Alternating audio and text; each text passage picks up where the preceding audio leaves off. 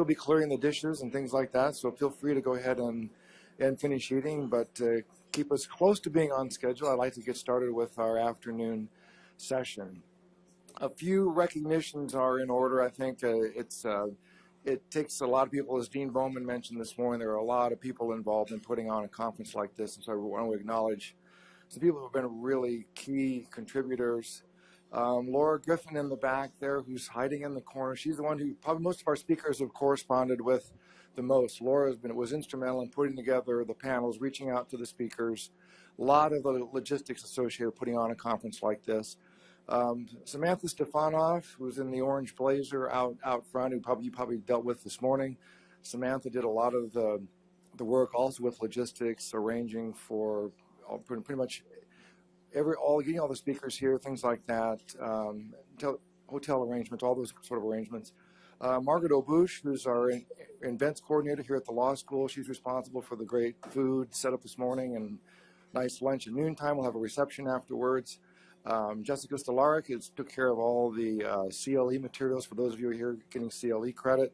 And James Jolly did a lot of our marketing communications. We're doing a webcast. Thousands of people around the world are watching this event thanks to the efforts of James Jolly. And up in the booth is Keith Walton, who's our IT guy who's responsible for making a lot of these things work. And once again, thanks to our partners at Steptoe and Johnson. It's their financial support of this event that allows us to hold it free of charge and to bring our speakers in and be able to cover their expenses and to bring in the kind of great panelists that we've had this morning.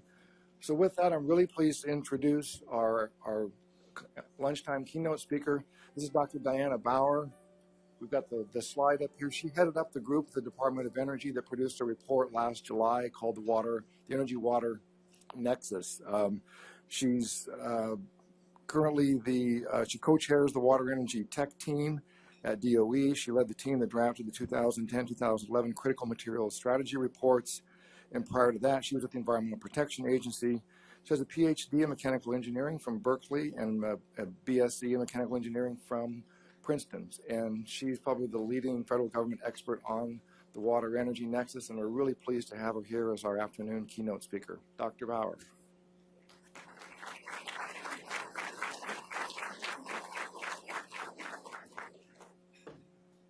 Yeah, I don't think I can claim to be the leading expert. There's lots of knowledge in the federal government on this topic.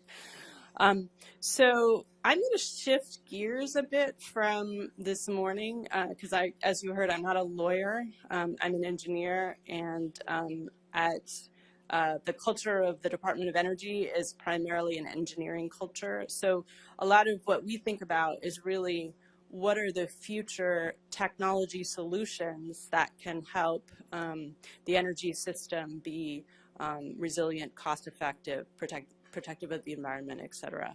So we're really thinking about, what can be invented to help the situation, and also just kind of understanding where things are going in the future. So I'm going to talk about kind of the context for DOE.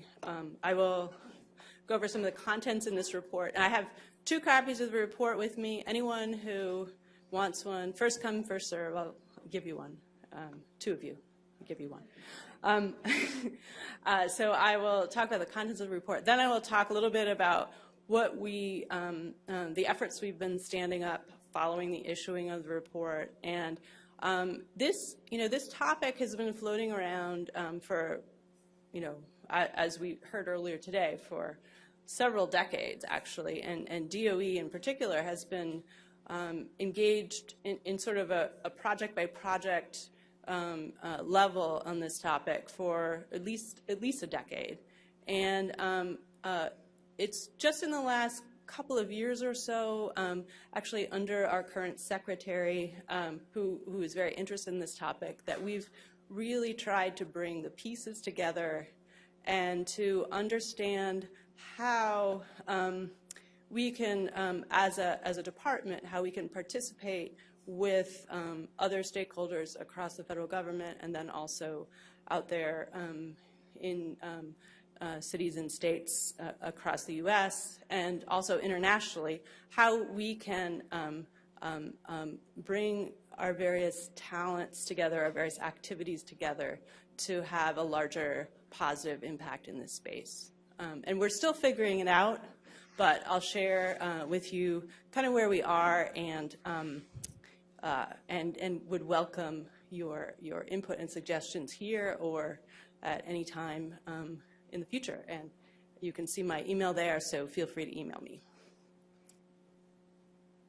Let's see. Let's figure out all of our. Okay, so in terms of why are we interested in this? Why are we DOE interested in this? We see this as the energy-water nexus as a critical national need at this time. And why is that?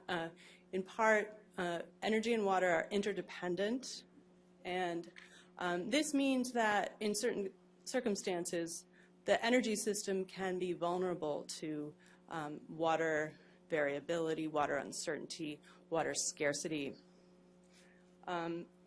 We can't assume the future is going to be like the past, in part due to climate change. So the quantities and variability of available water will change, and this is obviously a regional issue. So the conditions vary region by region, but still across the nation there's a different situation from what things have looked like in the last 50 years or so.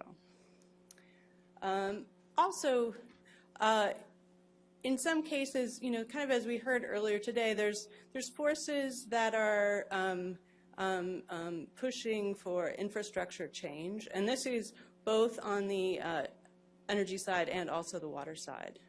So one issue that hasn't been raised today is that water systems also require a lot of energy. So that's another dimension of the nexus that we at DOE are interested in. And as I alluded to, energy and water are gaining international prominence. The issues associated with the nexus are gaining international prominence. So there's an opportunity for us to learn from other countries and also, in some cases, export technologies, that kind of thing.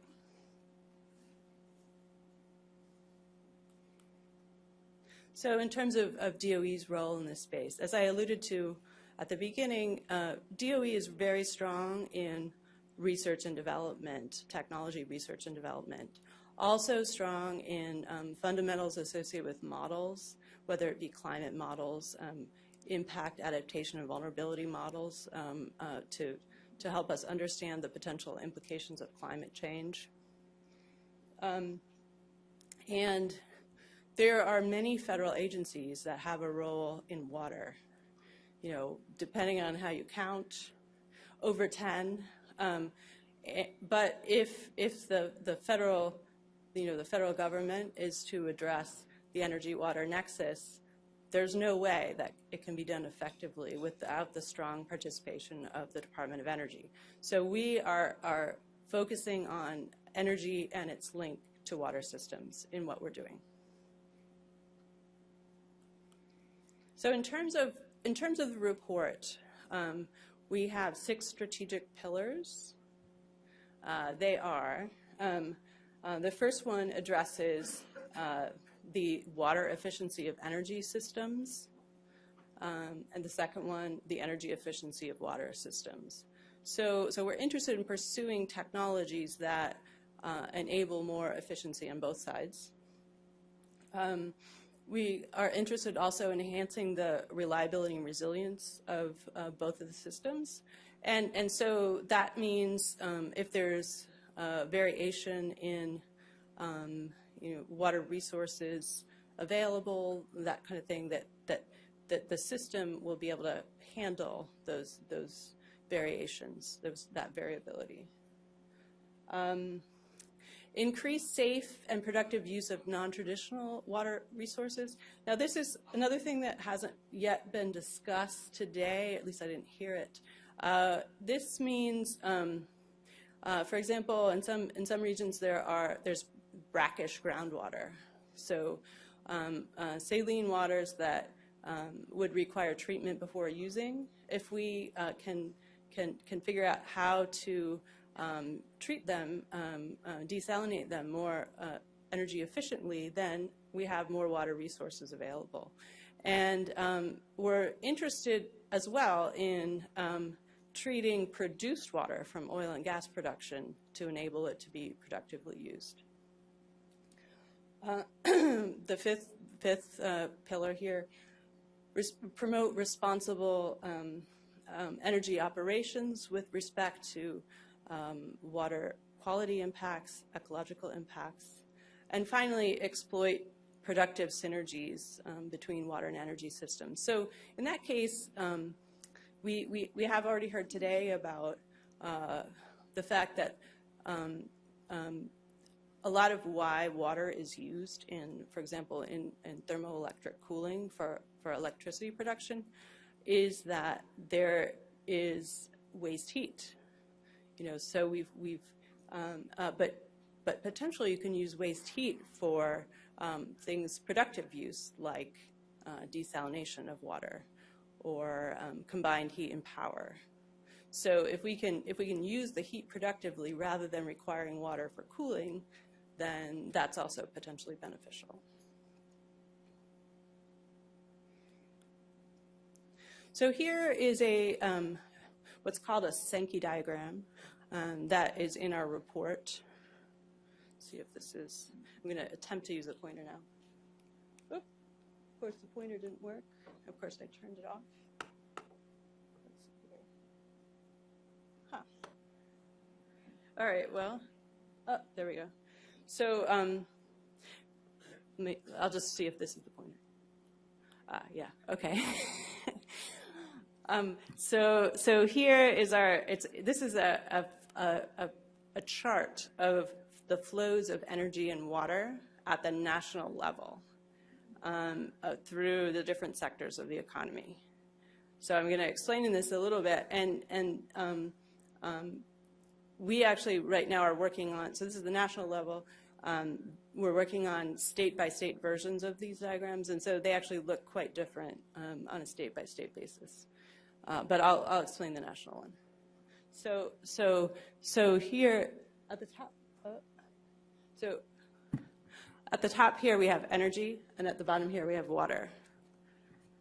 And so you can see at a national level, as we've already heard, a lot of water goes into thermoelectric cooling, on the order of 50% at the national level. But if you looked at the, you looked at the figure for California, that's actually quite small, and in California, where they're, the land of the drought, there's 80% of the fresh water is going to agriculture. So you see that there's the national level is very instructive to help us understand how things, how to prioritize, but the state level as well. So we see this. We also see that there's some energy going into the water supply and into wastewater treatment. This yellow line is electricity. We also see that there's a little bit of fresh water, but not actually that much that goes into producing energy. So relative to the national scale, it's not that much, but at a regional level, it can be significant depending on where you are. So some of the things we're thinking about are both how to reduce some of the larger flows that are large relative to the rest and could potentially introduce a vulnerability, but also how to increase some of the smaller flows, like the use of saline and other waters. So now I'm going to just sort of go into a little bit more detail on some of the underlying data within kind of in this chart, relative to this chart. So we did talk about water withdrawals with thermoelectric generation. One thing to mention is that there's a lot of difference among the technologies. So you can see in this figure, there's different energy technologies. So you see nuclear, natural gas, coal, concentrated solar power, geothermal, and you have different cooling technologies, once through recirculating and even dry cooling. And you can see that in terms of withdrawals, obviously the once through cooling has the highest withdrawals, and the recirculating has significantly lower, and dry has close to zero. But then if you look at consumption, which is water that evaporates, water that doesn't go back into your water source, you see that once through actually consumes more water. So though switching over from once through to dry cooling, or sorry, to recirculating cooling can reduce the withdrawals. It can increase the consumption, but it may not. It all depends on your technology. So you have different generating technologies with different levels of efficiency, as well as different cooling technologies. And so, as other folks have mentioned, it's very situationally dependent. But part of our idea here, our role, is to help the users understand the performance of these technologies, but then also invest in research that leads to additional options. We also looked at the water withdrawals and consumptions associated with fuels production across the life cycle. So we have biofuels and petroleum-based fuels. And a couple things to note here.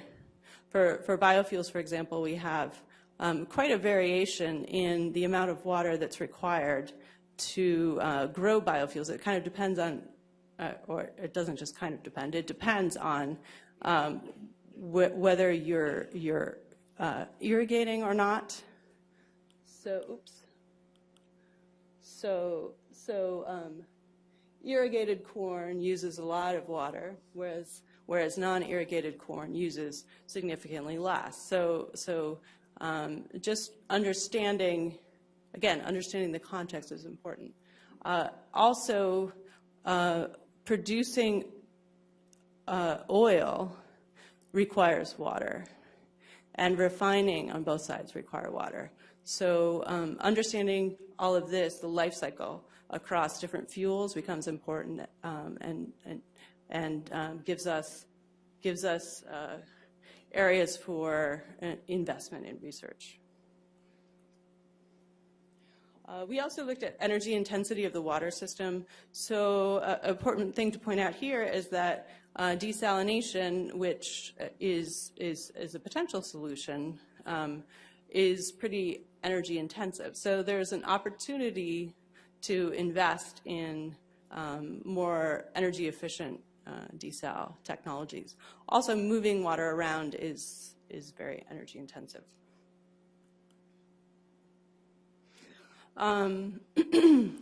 Also, there's a lot of regional variation, local variation in water requirements. Up there, you can see a slide of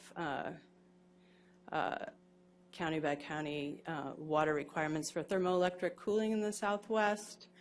So you can see that you could have a local hotspot in terms of water requirements versus water available.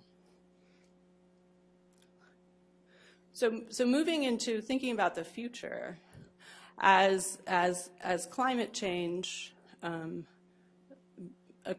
continues to occur, increasing temperatures can affect both the climate and then also the requirements of the electricity system.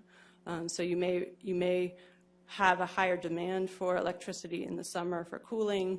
At the same time, your system loses some of its efficiency due to the high temperatures. And changes in precipitation patterns also can affect the ability to use water for cooling. So variability in water resources is also important, an important consideration. You can see that West Virginia looks like it's pretty good on this map in terms of the amount of rainfall. But just from year to year, there's a lot of variability in the amount of rain that we get in different parts of the country. So another thing to think about as we're thinking about the future is what new technologies might be deployed. And one new technology that might be deployed if we're addressing climate change is carbon capture. And important thing to point out there is that many of the technologies associated with carbon capture require water. So in this case, there's the opportunity to invest in technology R&D that gives us more options on the CCS side that can reduce the water requirements before these technologies are deployed. So we also looked at using the data from the Energy Information Administration. We looked at some projections or I guess it's anticipated plant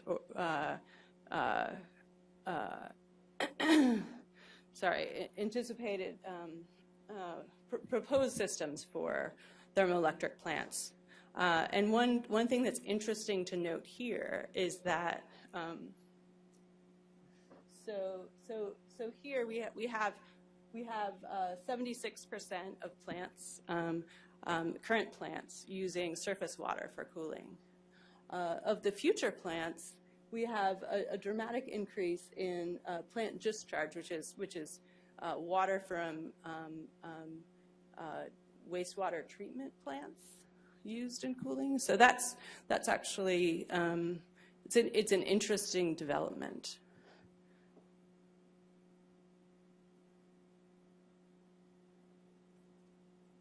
So as we've already heard today, there's a lot of different regulations that come into play in decision making in energy systems, but there's also other factors as well. There's water rights. There's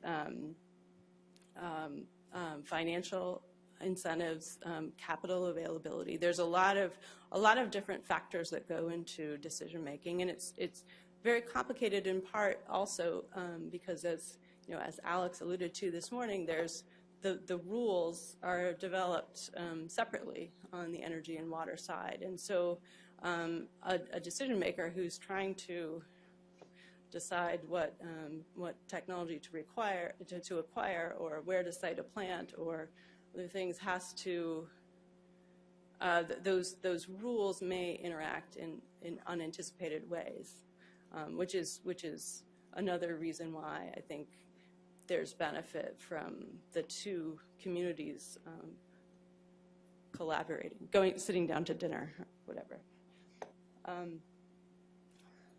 And then, of course, there's regional variations in policy regimes. So the riparian versus first appropriation rules, those also have the potential for implication, or have the potential for affecting the way things play out.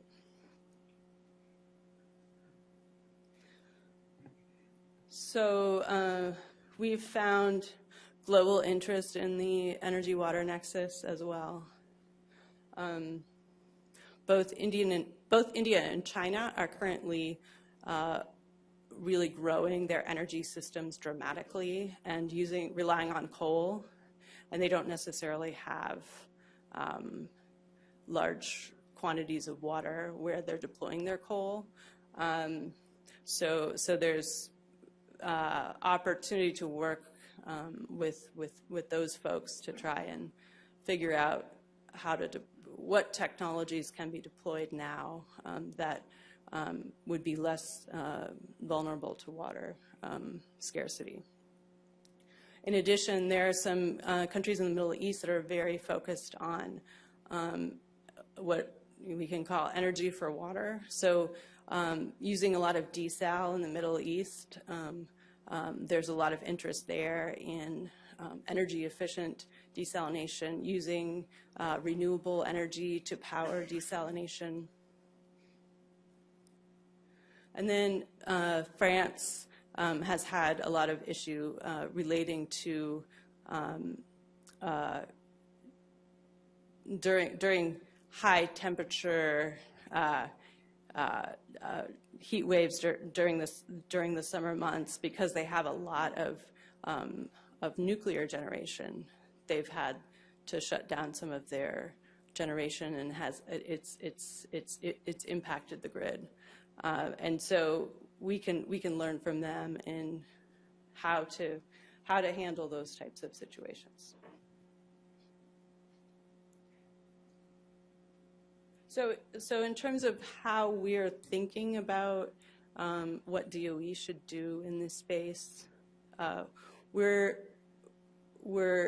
pulling together an effort in data modeling and analysis, because actually in this space there's a lot of data gaps, and that makes it hard to understand what's going on. So getting a better enabling all the different data that folks are collecting to work together, be more accessible, be ever improving in its level of quality. That's of interest to us. Modeling and analysis. Basically, one of the issues on the modeling side, particularly if we're thinking about climate change, there are Earth systems observation models, those sort of large-scale climate models. There's some local models, but at the regional level, where a lot of decisions are made, the modeling isn't. There's some climate impact, adaptation, and vulnerability modeling going on, but it's a relatively low level of effort. We really think that regional scale is a really important one to be accessing on the modeling side. We're also investing in technology research and development in some of the areas I mentioned, and I'll be talking about that a bit more in some of the future slides here.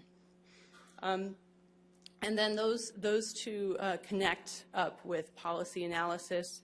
So a lot of DOE's role in this space is really understanding the impacts of the policies, as opposed to we don't develop regulations. We do a few regulations, but relatively few. And so our role is more to understand the implications of the regulations on the energy system, and then also to think about the role of incentives and other policy measures on the financial side of things. And surrounding all of that is outreach and stakeholder engagement. So it's again because in part because this issue is so contextual and so dependent on the local situation. It's really important for us to be communicating with the different stakeholders, the different decision makers who are important in this space, to both learn from them, but then also to share the expertise that DOE has when it's valuable. And really, one of the things we're working hard at trying to figure out is how can we bring the pieces together to be able to learn from, take regional lessons and apply them to national scale knowledge that's useful.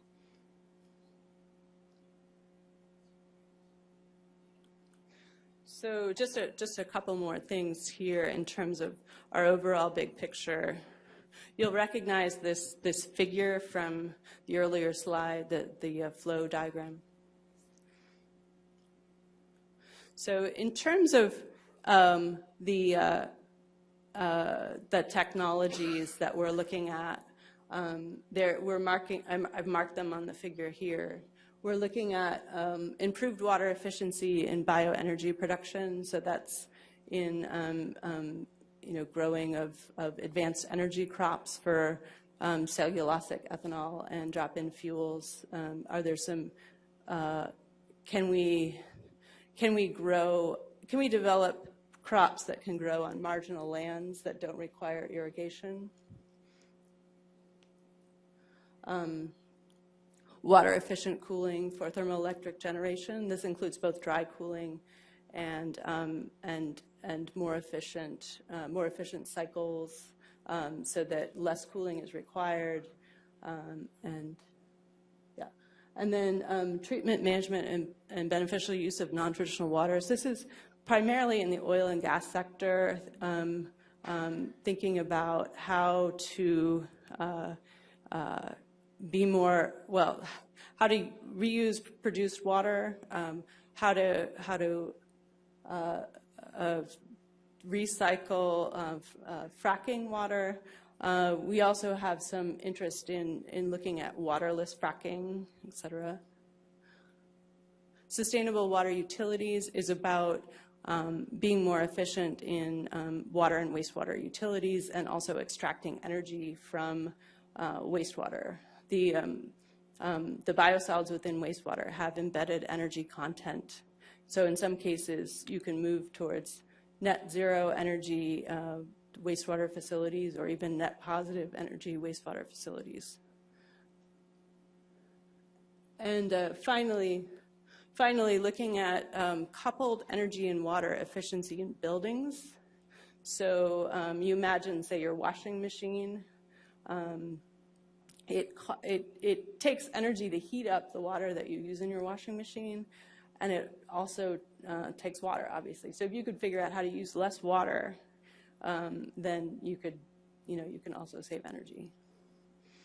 And we do have within DOE, we have a lot of we have work on both the appliance side and also on building heating and cooling systems, et cetera, where we can apply that kind of thinking. Now, around the outside of this figure here, we have forces that will change the pattern of flows in the future. So, for example, let's see, policy and institutional changes that we've discussed, land use and land cover change that certainly has been the subject of this conference already, regional economic development, population growth and migration, climate change, both mitigation strategies and also adaptation. So if we think about these forces on the overall system, we can think about how the flows may change over time, and therefore where we should be focusing our future technology research. We're also, within this space, we're thinking about, we're trying to organize data sources and improve them where it makes sense. So, for example, here on the thermoelectric cooling side, EIA collects data, plant-by-plant data on thermoelectric cooling, water use, and system design, and plant design. And so one can, and also cost data. So when those data sets are high quality and easy to access, there's a lot of analysis that can be done to understand the decision making within the plants that can then inform our understanding of under what conditions will, for for example, dry cooling be deployed. So we're working with EIA on helping to make that data more usable. There's also a lot of interest in the data, improving the data on oil and gas, relating to oil and gas production. So that's produced water, the quantities and qualities of produced water throughout the country, as well as the water used for fracking and the level of recycling in water used for fracking. We're also working on the energy used for water treatment within plants, and the energy used for agricultural water pumping. Yeah, so those are our main data foci. So now I'm going to just go through a few slides on some of the work that we're supporting or soon to be supporting that sort of fits into this umbrella here. So first, in terms of dry cooling, ARPA-E, which is one of the offices under DOE, issued a solicitation in the fall called ARID, and they're actually very good at coming up with acronyms. But it's advanced, let's see. Oh, yeah. So advanced research in dry cooling, or ARID. And it was a solicitation up to $30 million, so I would anticipate that they'll award something like 10 to 15 projects looking at different cost-effective technologies for dry cooling that could be used in power plants. And any day now they should make the announcement on the awards there. So we also have the Fossil Energy Office within DOE has been investing in things like utilizing power plant waste heat for water treatment. And so here are some pretty technical-ish projects that they funded in the fall.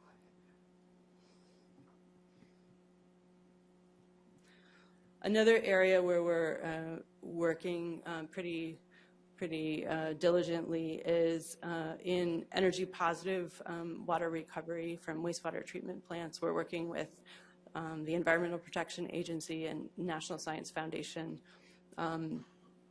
We have a workshop later this month to chart out a research roadmap in this space. And one of the interesting things here is that this topic kind of has a lot of tentacles. It has a lot of other interesting corollaries. So, for example, there are some wastewater treatment plants that utilize waste food in their digesters from the surrounding community. So in a sense, some of this also can become almost like a waste, a more general waste to energy endeavor, and so there's a lot of interesting nuance here. And yeah, so in general, thinking about both energy efficiency and energy recovery, but in a bolder way. And it's beyond energy recovery also. It's also resource recovery, because within the wastewater, there's often nitrogen and phosphorus and other nutrients, and those can be converted to fertilizer. And so thinking about our systems differently is what we're interested in. So one other effort that we have going on, we have a solicitation currently open for the U.S. Clean Energy Research Center, sorry, US-China Clean Energy Research Center. Now, this is the 4th track of this program. The program itself was launched 5 years ago, and this is a track that was added just this year. So we have this solicitation that's open, and it's going to be a 5-year center, or it's a virtual center with the U.S. supporting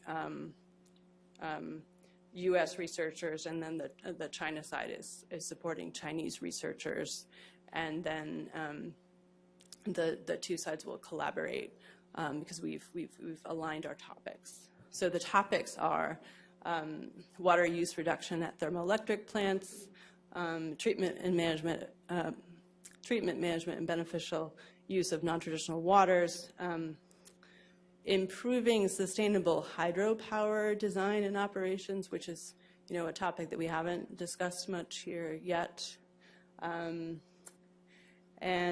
climate impact modeling, and data and analysis to inform planning and decision making. So, and applications are due May 4th, so if you want to apply, hurry up.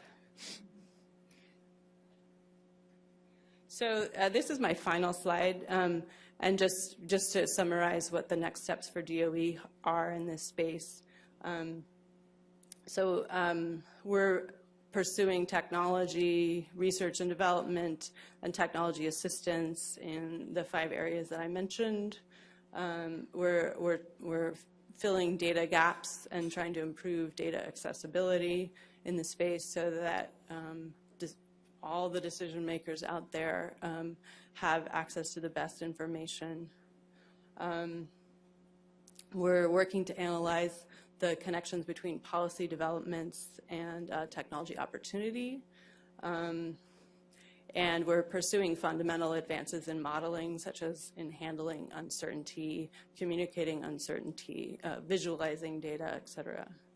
And we're collaborating domestically and internationally. And happy to collaborate with any of you in the room if anyone's interested in joining us in any of these endeavors.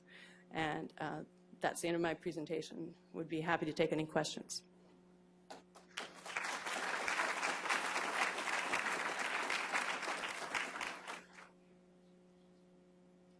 Or not.